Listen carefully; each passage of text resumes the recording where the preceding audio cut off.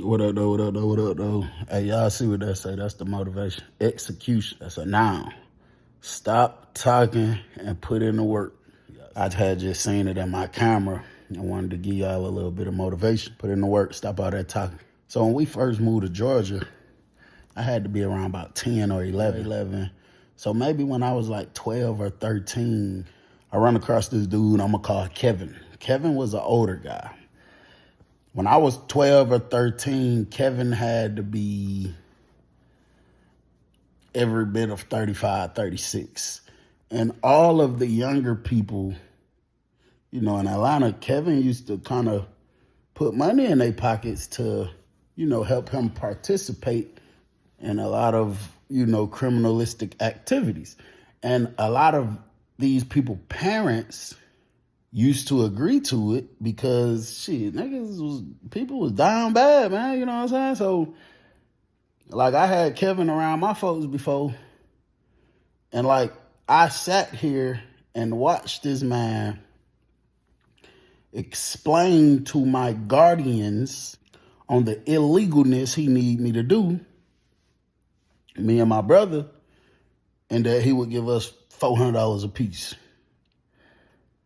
But what we had to do to assist him would probably bring him back $5,000-$10,000 a piece. But back then, what he was getting wasn't a factor. What was a factor was we getting some good money. We young, we could help out at the house, buy some groceries, whatever. Still have a couple dollars in our pocket. So one day, Kevin, and of course Kevin ain't his real name, but one day Kevin wanted to get into the music business, and he got a studio in one of his trap houses. He had several trap houses. He got a studio in one of them. We all used to go over there rapping and stuff. And I went and recorded a song one day. I still remember it. It was like I'm trying to get a record deal. Put my mama house on the hill. The world versus C-Bill. I be dreaming so big for real. Right now I'm trying to get a couple mil off me a record deal. Trying to get a big spot to chill. Buy a couple houses, put it on a couple hills. Living a broke life ain't no joke. Minimum wage pay is a no-no. When you see your mama struggling, your daddy ain't around, you'll understand everything I'm saying now. 4 big brothers, 2 little ones. When you gotta struggle, it's far from fun. Teach and not to play with a gun. Got no kids, but they both my sons. I'm trying to get a record deal. So I was probably 13, 14, recorded that. Bro, I was so hyped up and geeked up. That man was telling me the song so hard, how I'm going to cater to the younger crowd, how I'm going to be the one that help us make it. I'm going to be the one that blow us up with this music. He just really had me going for real with that whole, music thing. Every time I come around, he be playing, he'd play it up loud all the time. And one day he thought I left. But I had to take a leak so bad, I couldn't even get back in the house. I was standing like outside. I was getting ready to walk through the cut to go back home, but I couldn't hold it, bro. So I just started peeing on the side of the house. It was dark, bro. It was like 12 o'clock at night. And he was in the kitchen. The kitchen window was open. And I heard him talking on the phone with somebody. And he was in there screaming, dying, laughing. I didn't know what was so funny. And I heard that nigga say, "Bruh, did you hear the shit? Lil' bruh be coming through recording this bullshit, talking about something. I'm trying to get a record deal. Put my mama house on the hill." He said, "Man, that fucking song is so lame and so garbage, bruh." He said, "Bruh, the whole time that nigga was recording, I was biting my tongue trying not to laugh. I was tempted to kick his ass out my house." He said, "But that young nigga handle business, so I'm going to rock with him. But, boy, every time that nigga asks to record again, I'm going to make up an excuse, man. That trash ass song." And bro, I just felt so betrayed. My feelings was hurt. I was like, I ain't fucking with Kevin, bro. I left and never talked to that nigga again a day in my life. A few of my partners would reach out to me who used to, do work with him too. And they'd be like, "Hey, bro, Kevin said, what's up? Where the hell you been at? You been MIA? What the hell going on?" I changed my number on them niggas' ass. I don't even want to talk to y'all no more. We gonna fast forward. This got to be about late 2020, possibly late 2020, maybe early 21. At this time, I am 26 or 27, one of the two, in prison. Been in here for years, since I was 19. Keep in mind, I hadn't talked to Kevin in about 6 years after I got locked. After I left his house that night, I hadn't talked to him. By this point, it had been like 6 years had went by. No, it was 6 years went by from, me being 13 up until I turned 19. And then I had to be every bit of, when this happened, when this situation occurred, like I just said, I had to be every bit of 26 going on 27. So shit, I probably hadn't talked to Kevin altogether, shit, probably every bit of 13, 14 years. But I still thought about him from time to time, you know what I'm saying? But he just was so lame for that, you know what I'm saying? I was just like, I ain't fucking with this nigga no more. So I got a roommate that lives in the same area that I lived in. We used to talk, chop it up. Remember this person, remember that person, remember that person? And then he was just talking one day because he was getting ready to go home. He had went home in like a week. He did like 3 years. He was like, yeah, man, I gotta goddamn get back out there. He said, I'm probably gonna get back on this music. He said, I don't know, man, I might just go to trap and fuck that. So I was like, bro, try to find a better way. If you can control it, try to find a better way, bro. Don't just jump straight back out on that bullshit. That's how we end up right back in here, you know what I'm saying? He was like, yeah, man, if it wasn't for this dumbass nigga Kevin, man, I wouldn't even be in here, man. I said, who that is, your co-defendant? Keep in mind, I'm 26, 27. I don't remember this nigga, man. He say, man, hell no, it's this old ass nigga gonna croak over and clock out any day now. He said, but this nigga, man, you don't know Kevin? I just thought about it. I ain't never asked him about you. I say, Kevin, he an old nigga? He like, yeah. I said, what the hell Kevin be doing? I slick had forgot about this man. He said, man, that man be trapping, that nigga be robbing, he be sending all the young niggas on missions to rob, he be sending young niggas to hit the train, he be sending young niggas to hit the stores, getting the jewelry, he be sending young niggas in the malls to get the designer, he be doing a little bit of everything. When he said that, I knew exactly what he was talking about. I said, how the hell you said you wouldn't have been locked up if it wasn't for Kevin? He said, bro, I kept telling that nigga, like, bro, just let me lock in on his studio, bro. You know I ain't got no money to pay for it for real, but just fuck with me. You know a nigga got potential. He used to always tell me how hard my music was. Man, just let me lock in on the studio. Just give me hella time, bro. Let me blow us up. He was like, that nigga would never fuck with me, bro. Then the nigga told me when I got out, when I took the charge and I called a nigga from the county jail, he said, bro, all these years I've been gone, that man answered the phone for me one time. That was in the county jail. And the only reason he answered, because he didn't know who it was calling him. He said, man, that man told me, I got you. You feel me? I'm going to hold you down. He said, bro, I done did these years. This man ain't sent me a penny. This man won't answer the phone. He said, I still got the nigga number. He said, bro, that man don't answer the phone or nothing. He said, I'm really slick thing about whacking his old ass and robbing him. Because shit, right before I got locked up, telling you, bro, this on God, I seen like 60 bowl man house. And it was straight za. He was like, so shit, I'm really slick. Like about taking his ass down and running off with everything. With his scary, paranoid ass. Every time, every 2 minutes, that man looking around on some scary shit, talking about he know niggas snitching, he know the feds watching him, all kind of shit. He said, I'm going to take his old ass down. I say, listen, folks, if you take him down, come on, bro, you risking coming back here for the rest of your life. It ain't like it's a smaller charge where if you do come back, you know it's going to be for something small or something petty. You're really talking about catching a life sentence in prison because somebody ain't rock with you the way you wanted them to. You know what I'm saying? I'm like, hell nah, man, don't do no shit like that. He was like, man, that nigga got to come on with something, bro, real shit. I ain't fucking with that nigga. And I know he just stupid up like that, but it just be the fact you be lying and playing with a nigga. That shit be blowing me. You know, I kind of get off the subject, but I don't stop thinking about the nigga. Shit really was a traumatic flashback when he told me what he told me about Kevin telling him about how hard his music is. Man, I couldn't stop thinking about that, bro. I'm like, damn, Kevin lame ass, he did me like that. I told bro, I said, bro, that nigga did me like that. He like, you lying. I said, I swear, bro. So I told him my story. So he like, you sure it's the same Kevin? I said, yes. He said, live on such and such area. I said, yes. He said, what color the house is? I said, green. Nigga got a gold plate around his teeth right here. He said, yep, damn sure is. That Kevin for sure. That Kevin for sure. I said, yeah, I know. I said, bro, that nigga crushed my dreams when I was a kid, bro. I heard him saying some lying shit. He was like, man, fuck, I'm taking that nigga down for me and you. I say, nah, you can't do it that way, bro. You know, if you gonna do it, it's a certain way you got to do it. Don't do it that way. Bro, I'm thinking about this nigga Kevin every day. And I was on the bullshit, bro. I was thinking of a smart way that bro can basically ain't gonna run off on Kevin. And that just be that. But a way he ain't gonna end up coming right back in here, you know what I'm saying?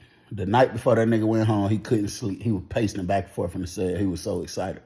I say, listen, folks. He said, what's up? I said, play it cool with Kevin when you get out. I might got a plan. I said, just play it cool. Play it cool. I might got a plan. He said, all right, bet. So he get out. I give him time, you know what I'm saying? He had my number and stuff. So he texted me that night. He said, what's up, fool? I said, ain't nothing going. He said, shit, I'm about to pull up on that boy Kevin now. You want me to say something about you? You want me? I said, no, don't say nothing about me. Don't mention me. Don't say 2 words about me. He said, all right, bet. So he hit me like 1 that morning. He caught me at a good time because I really was finna take my ass to sleep. So he said, bro. I said, what sound? He said, I don't know what the hell done happened since I've been gone. I said, why you say that? He said, bro, this nigga super paranoid, bro. He was like, he been paranoid. But now this man is extremely paranoid. He was like, he done slowed down with, sending niggas on them licks. Because he said niggas be snitching. He said, bro, but this man got like 200 balls here. And bragging, showing it off. I said, he ain't throw you none of that. And they gave me a half a zip. I said, well, shit, that's still cool. It's still something. He like, yeah, but come on, man. Nigga done put in so much work for you. And you gonna give me half of 1 ounce? I said, yeah, I ain't gonna lie. That nigga could have threw you like a bag or 2 or something. You know what I'm saying? He like, that's the whole point I'm making, bro. So I was like, he still got the studio shit going on? He said, yeah, but it's at another location. It ain't at his exact crib. He was like, I asked the nigga last night, let me get in the studio. He kind of laughed and brushed it off. He said, I instantly went to think about your ass. I said, yeah, it's all good. I said, let me just double down on my thoughts. Let me just think about it, just to make sure I ain't tripping about my plan. Since you say, buddy, so paranoid like that, let me get with you tomorrow, and I'm going to tell you to play. So he was like, all right, bet. Call him tomorrow. Got on a video chat on Facebook Messenger. I said, ain't nobody around you, is it? He said, nah. I say, listen, folks. 9 times out of 10, you not going to like this idea. He said, oh, shit. I say, listen, I'm telling you, it's a finesse, though. It ain't nothing to, got to knock nobody. It ain't nothing nobody got to get hurt. But it's a way we could come up real quick. Like I said, I know I was on the bullshit. I didn't give a damn. So he was like, all right, what's up? I said, bro, listen, this is what you're going to have to do. You're going to have to go get some type of headphones and a piece of tape, or you're going to have to go get like a portable microphone, something, and a clamp or a piece of tape or something. And you're going to have to put that shit on the inside of your jacket or on your actual skin and hit it with the tape. I say, then, while I'm talking, he like, oh, hell no, I don't know where this finna go. I say, just hear me out, just hear me out. I say, then, I'm going to be calling you sometime, and I'm going to be asking you like, you ain't around nobody, can't nobody hear you or nothing, is it? You just got to play it off like, nah, hell nah. I'm acting like I'm 12, though. I'm acting like I'm on his top. You're going to have to lie to him and tell him that, because, the charges bro got, to get 2-3 years, he caught a pretty decent deal. Oh, hell no, I just heard something.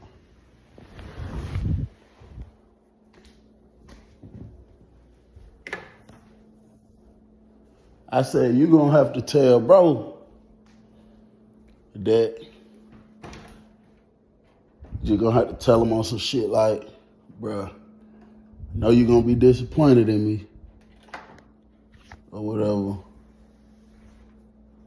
What? Fuck is that? You gonna have to tell that nigga. I know you gonna be a little disappointed in me, but, bruh, when I went down, you feel me? Them folk offered me 20 years, bruh. I couldn't do that shit. So they wanted some information on a nigga. And they told me they'd give me a slap on the wrist just so the streets will see, you know, that I did get locked up. So won't nobody question me. I got to work for this detective for 2 years after I get out. And then they say I'm good. Bro, when I got out, he texted my mama and told her to tell me to come see him. So when I went and saw the nigga, bro, that nigga got you all on his radar, bro. He got you all on his radar. And, you know, I guess the streets been talking or whatever. But shit, the nigga, feel me, wanted me to come around you and get some information on you so he could run down on you. He said, man, hell no, man, that nigga gonna get me killed, man, that nigga gonna. I said, no, he not. He said, man, what nigga ain't gonna? I say, listen, bro, the man already paranoid. That's number one. He's already paranoid. That's number one. Number two, put yourself in these shoes. You've been doing doing what this man do for a lot of years. A lot of years. You're an old man now. And somebody brings some information like this across your desk. Bro, the thought of hurting you or doing something to you would be the stupidest thing you can do, especially if you telling him, you feel me, like, these folks is listening to me, they land on you, they just want me to green light if you got something in here. So he was like, so how the fuck I'm gonna tell him all this shit and I got the fake wire on, acting like I'm wearing a wire? I said, bro, you gotta write it. You gotta write it down, pen and paper, before you even get there, before you even leave the house. You gotta write it down. When you push up on them, immediately, the second you see them, but you got to make sure y'all on there by yourself or something. The second you see them, hurry up, like be pointing at it with urgency, like. And then when he get to reading it, nigga, lift up your shirt and then show him the wire on you. You know what I'm saying? So at that moment, it's a few things that apply. It's trust, because now he know he can trust you. Because if you was on some funny business, you would have just popped his top. That's number one. Number two, he's going to want to keep you closer because he's going to want to know everything that's going on. And then you got to hit him with, damn, and they calling me right now. You know what I'm saying? Because shit, ever since the nigga tried me, like I was going to be this big rapper. Shit, I've been wanting some get back too. So, I'm going to call you. I'm going to hit you with my bullshit. I'm going to ask you, you feel me? Then you could purposely say something like, bro, you got some crack, you got some powder, whatever you say. After he read that, of course, his answer is going to be no. And then when I call you, you could put it on speaker. You know what I'm saying? Let him hear. He like, bro, but you know the nigga, he gonna know your voice. I said, folks, I'm 26, 27 years old right now. That nigga ain't heard my voice since I was 13. I promise you he don't know my voice. All right, bro, fuck it. He said, fuck it, let's run it. So he drove past his house one day. He said there was an extra car out there. He drove past again one day. It was just Kevin's car out there by itself. So how I'm gonna let you know when to call? I said, bro, from the moment I hear your car door close, I'm gonna give it a full 4 minutes and then I'm gonna call. Just make small talk, push that letter on him. The second you walk through the door, start making small talk, all that type of stuff. So he was like, all right, bet. So he said, all right, I see bro through the window, like walking up to the door. He was already looking at the car. So I said, all right, bet. I wait like 3 minutes and some change and I call. Bro acting nervous and shit. He like, hello. I was like, hey, such and such. I said his real legal last name. I said, hey, such and such. What you up to, man? You busy? He was like, nah. I said, this Detective Wyatt, badge number 1642. He said, yeah, I know who you is, motherfucker. You know what I'm saying? He played it off real as shit. I felt like we was in a movie. I said, hey, nobody can hear me, right? He said, no. I said, where's Bennett? I don't think his last name was Bennett. I just made up a name. I said, where's Bennett? He said he just stepped to the back to use the bathroom. But he really put me on speaker, bro, listening to me. So I was like, you see anything in there? Drugs, weapons, anything? I prefer any of those hard drugs instead of weed. I mean, I can still bust them on weed, but I want one of those hard drugs. I heard he got the methamphetamines and the heroin and the opioids and all of that shit. He was like, no, not yet. I don't see nothing. He said, just give me a minute. I'm about to see. And I said, and if he had fucking guns, that's even better. I tell you what, if you help me put that bitch away, man, this will be the last thing I do with you. We won't even have to go 2 years. If you help me put that bastard Bennett away, because he's been such a disaster to this community, man, this will be the last case you ever got to work with me. And then he was like, all right, man. And then I was getting ready to say something else, and then he was like, but hell yeah, bro, I'll call you back later on. I'm gonna see what's going on. And then I just hung up the phone real quick. So that let me know he was just playing it off like, bro, Kevin coming out the bathroom right now. I was slick a little nervous, I ain't gonna lie, because I was like, damn, I hope the nigga Kevin ain't no crash out. I hope he don't feel like shit. I done got old, fuck it, ain't no worth, ain't no point in do something stupid. But I'd say probably about 10 minutes later, my phone was ringing. It was from bro. I said, hello? Just shit, I don't know who this is on the phone. So he started laughing. He said, what you dummy? Fuck, boy. I said, what the hell happened? He said, bro, that nigga so motherfucking spooked, boy. He said, man, that nigga wrote back on the paper, was like, are you serious? And then I told him, like, yeah. He said, man, that nigga went to sweating. He started pacing back and forth. When he was listening to the conversation, he said, man, I'm watching sweat drop off this nigga head. That nigga was nervous and fuck, boy. I said, what he said when the phone hung up, like, did you ask him about some shit? He said, yeah. I asked him if he had some crack. He said, no. I had showed him the wire. He was like, I asked that nigga if he had some meth. He said, no. I asked him if he had the weed. He said, no. But he wrote down on the paper and told me shit, start coming back fucking with him. You know what I'm saying? He was like, don't just goddamn, you feel me? Come back, fuck with me. He was like, you want to get in the studio, whatever, fuck with me. So he said, he was like, all right, whatever the case is. So he said he had to go do something for his mama or something because he had his mama car. So he left. So that nigga hit me back, bro. Like, literally like an hour later. He was like, hey, bro, you think there's some funny shit? I said, what's up? He said, man, that nigga Kevin just called me. I said, what he said? He said, man, just come pull up, come fuck with him early in the morning. You know what I'm saying? Just come kick it with him early in the morning. And I was just like, shit, I bet. I was like, I don't think it's no funny shit. I'm telling you, I think he's trying to implement, keep my enemies close. You know what I'm saying? Keep my enemies closer. He's trying to double down on every phone call. Because now he slick, feel like he got a little leverage on the police on some shit like, yeah, y'all think y'all gonna pop my top, but this nigga telling me everything. So he probably just don't want to have you too much alone with too much time to think. You know what I'm saying? So he was like, yeah, hell yeah, that makes sense. He said, bro, if this shit work, man, I'm wiping that fuck nigga down. I'm taking every single item out that house. I said, yeah, fuck Kevin. That's what you're supposed to do. And like I said, that's when I was on my bullshit. I'm not on none of that type of shit now. So the very next morning, he hit me when he was on the way over there. He told me he was like 3-4 minutes away. You know what I'm saying? He was pulling up on him. So I stayed on the phone until he got there. He was like, all right, bro, I'm finna go in. He was like, shit, you gonna do the same thing, whatever? I'm like, yeah, I'm gonna wait like 10 minutes this time. You just kick it. Y'all talk about bullshit, sports, the weather, whatever the case. But he took his file with him too. He like, just in case Kevin on some funny shit, I'm gonna pop his old ass. So I'm like, yeah, you always secure yourself. That man got over there and he was over there for about 10 minutes. I was doing something. I think I was making something to eat. I was a little late. I was supposed to been called him. And bro, that nigga texted me and said, he's super nervous, call now.